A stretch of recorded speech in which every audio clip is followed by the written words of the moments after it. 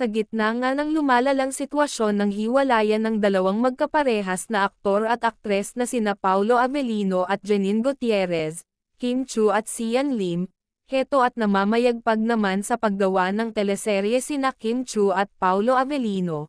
Katatapos nga lang ng kanilang serye na Linlang, may bago na naman silang pagtatambalan at ito nga ay ang adaptation ng Korean novela na What's Wrong with Secretary Kim. Ayon daw sa mga tagahanga ni Kim, masaya sila sa nangyayari dito upang di niya maisip ang nangyaring hiwalayan nila ni Sian. Natuwa din daw ang mga tagahanga ng Kim Pao kasi mapapanood ulit nila ang kanilang tambalan.